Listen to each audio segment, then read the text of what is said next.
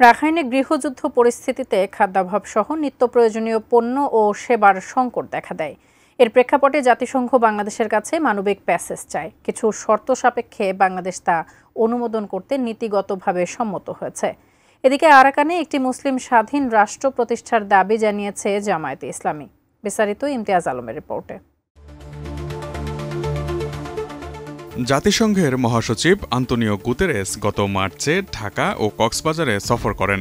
কক্সবাজার সফরের সময় বাংলাদেশের ভেতর দিয়ে মিয়ানমারের রাখাইনে মানবিক সহায়তা পাঠাতে বাংলাদেশকে এ বিষয়ে তিনি অনুরোধ জানান।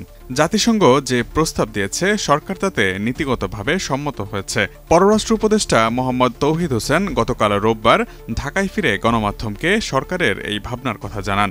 আমি এটুকু আপনাদেরকে বলতে পারি, নীতিগতভাবে আমরা তো সম্মত, কারণ এটা হিউম্যানিটেরিয়ান একটা প্যাসেজ হবে। পররাষ্ট্র মন্ত্রণালয়ের এক প্রেস ব্রিফিংয়ে তৌহিদ হোসেন বলেন, এটি একটি মানবিক প্যাসেজ হবে, কিন্তু সরকারের পক্ষ থেকে কিছু শর্তাবলী আছে। যদি শর্তাবলী পালিত হয় তবে অবশ্যই সহায়তা করবে বাংলাদেশ। পররাষ্ট্র উপদেষ্টা অবশ্য মানবিক প্যাসেজের শর্তাবলীগুলো প্রকাশ করেননি। তিনি বলেন, মিয়ানমারের একটি বিরাট জনগোষ্ঠী বাংলাদেশে আশ্রয় নিয়েছে। তাদের ফেরত পাঠানোর ক্ষেত্রে যা কিছু করা প্রয়োজন সেটি করতে হবে। আমি এটুকু আপনাদেরকে বলতে পারি, নীতিগতভাবে আমরা তো সম্মত, কারণ এটা হিউম্যানিটেরিয়ান একটা প্যাসেজ হবে, কিন্তু এটার কিছু আমাদের কিছু শর্তাবলী আছে, সেগুলি আমি ডিটেলস এখন যাচ্ছি না। সেই শর্তাবলী যদি পালিত হয় আমরা এটা অবশ্যই কোঅপারেট করব, ইউএনের তত্ত্বাবধানে অবশ্যই।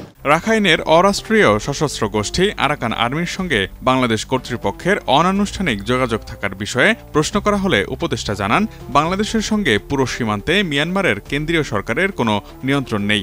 একটি নন স্টেট অ্যাক্টরের নিয়ন্ত্রণে রয়েছে পুরো সীমান্ত। এমন অবস্থায় বাংলাদেশ নিজেদের স্বার্থে কোনো ধরনের আনুষ্ঠানিক যোগাযোগ করতে পারছে না। তবে সংসদ না থাকাকালীন সময়ে এমন গুরুত্বপূর্ণ বিষয়ে সিদ্ধান্ত নেয়াকে সমালোচনা করছেন অনেকেই।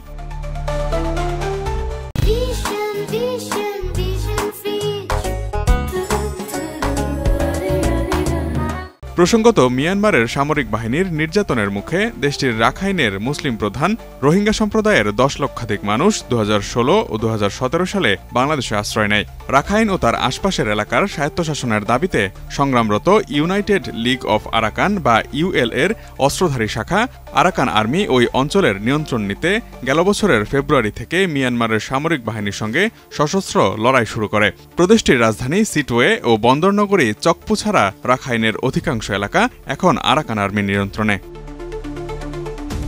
এদিকে জামায়াতে ইসলামীর নায়েবে আমির ও সাবেক এমপি ডাক্তার সৈয়দ আবদুল্লাহ মোহাম্মদ তাহের বলেছেন, বাংলাদেশে রোহিঙ্গাদের মানবেতর জীবনযাপন কোনো সমাধান নয়। এর সমাধান হল রোহিঙ্গা শরণার্থীদের তাদের নিজ ভূমিতে প্রত্যাবাসন। সেজন্য আরাকান কেন্দ্রিক স্বাধীন আরাকান মুসলিম স্টেট চায় জামায়াতে ইসলামী।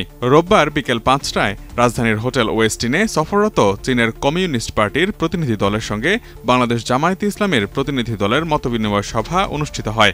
সেখানেই চীনা কমিউনিস্ট পার্টির কাছে নতুন স্বাধীন আরাকান স্টেট গঠনের প্রস্তাব দিয়েছে জামায়াতে ইসলামী। Imtiaz Alam, desk report, ATN news.